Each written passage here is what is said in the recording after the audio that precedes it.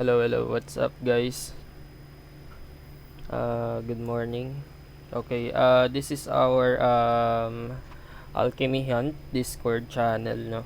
Buo na siya. Tapos yan, may mga drop akong technical analysis dito. And kung gusto niyo sumali, sundin niyo lang yung nakalagay dito sa how to join, no? Tapos DM niyo ako.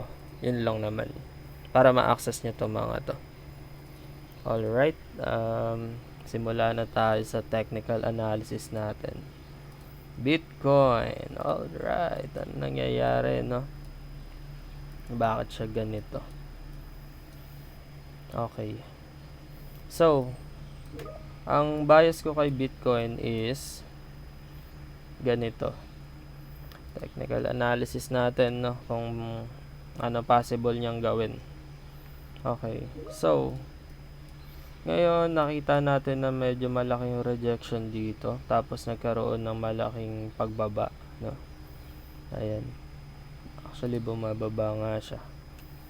So, kung ito ay magtuloy-tuloy pababa, tapos ma-break niya to, 40,000. Kung ma-break niya yan, eh possible niyang kunin pa to, yung liquidity dito, no? If magtuloy-tuloy pa to, kunin niya na tong pababa pa na to. Ayan, kunin niya yan. Possible yan. Everything is possible in cryptocurrency. Ngayon, kung hindi niya ma-reach to, is kung ma-reach na to, pababa, tas nagkaroon ng reclaim, good for long ako dyan. Long ako dyan, tas kunin niya to. Taas na yan. Mga possible touch na. Okay, so sa bullish scenario naman tayo. Up. Kunin niya to. Acceptance. Gagawa to ng new high, no?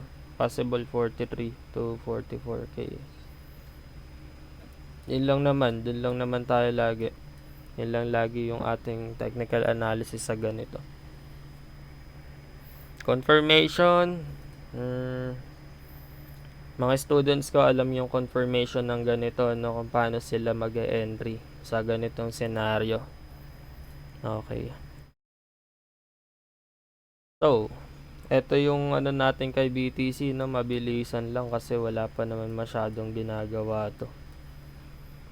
Siguro magre-release ulit ako ng bago pagka nag-dip na dito or bumaba or tumaas yan. Actually, updated yung Discord natin, doon ako lagi magre-release. Okay, lipat tayo. Eto, dito naman, no. Naka-short ako dito eh. Let's see kung magpe-play. Possible niyang gawin. Take dito. Na-take na. Bababa yan. Kunin order dito. Tapos pag nag-reclaim, good. Tapos acceptance, good for long yan, no.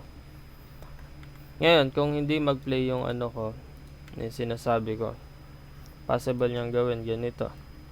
Take dito, acceptance, above this trend line, tas take yung 0.68. Or di kaya gumawa siya ng new high, no, hanggang 70. Okay. So, kung bumaba ulit, ito, bumaba, break, possible touch niya ito, 0.5. Ganyan. Ayan, lumalawak na yung natin, no, watch list. Okay, itong Ethereum, no. Ayan. Ganito po yung posting natin sa sa ating Discord account, Discord channel. Ganun din. Possible niyang gawin, bumaba, i-retest tong trend line na to. Pag na-break, kunin yung liquidity dito, tas tsaka magpa-pump, no?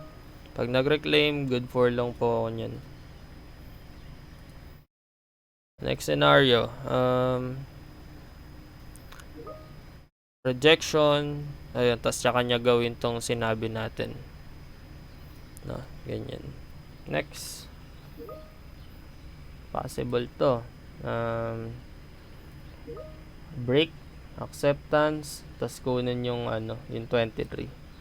Tama ba? 23, tama. 23. Gumawa siya ng new high niya, no? Depende yan sa galaw ni Bitcoin, no? Ayun lang naman. Ano pa ba? Pwede kayo mag-comment ng guys, ng mga coin, no? Na gusto nyong bigyan natin ng analysis, no? Para maliwanagan po kayo.